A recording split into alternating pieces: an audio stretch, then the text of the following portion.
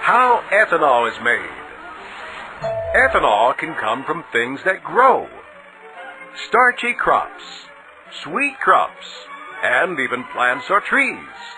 These are what we call cellulosic material. But how do those crops get from the field to your fuel tank? It's a process that starts by grinding the feedstock into small particles and pulverizing the starch into a fine powder. Now add water, and you have a nice mash going. Add a special enzyme, and the starch breaks down into teensy-tiny little particles. Want to see the starch liquefy and reduce bacteria? Turn the mash way down low to simmer. Now crank up the heat, and the starch breaks down even more. Cool! No, really, cool the mash before adding a second enzyme. This one helps to convert the liquid starch to a sugar, or dextrose as we science types call it. And now it's time for fermentation. Let's synchronize. For the next 48 hours, we're mixing mash and yeast. As all you chemists and magicians know, this is where the sugar, presto, changes to ethanol, and the natural carbon dioxide is separated. See this fermented mash? It contains about 10% ethanol. But which 10%? To extract that ethanol, crank up the heat again and watch the ethanol vaporize. Then cool, then condense into this splish-splash liquid form. Now, you want to purify the mix, so remove any remaining H2O. And what's left is ethanol, about 200 proof. Potent, but it can't be potable, which explains the next step.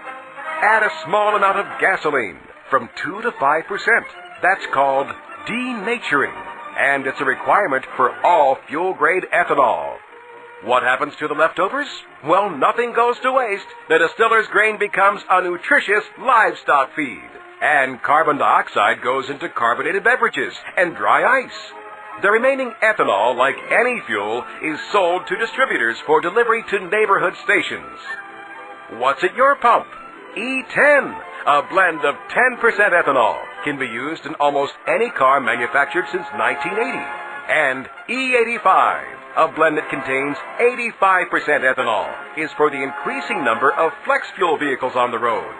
Just so you know, the same process that converts corn into ethanol works with sugar too, and biomass, which is just another name for the waste from fields and forests. Today, look around. There are ethanol production plants all over the U.S., with more popping up all the time. That means more ethanol-enriched gasoline available in more places.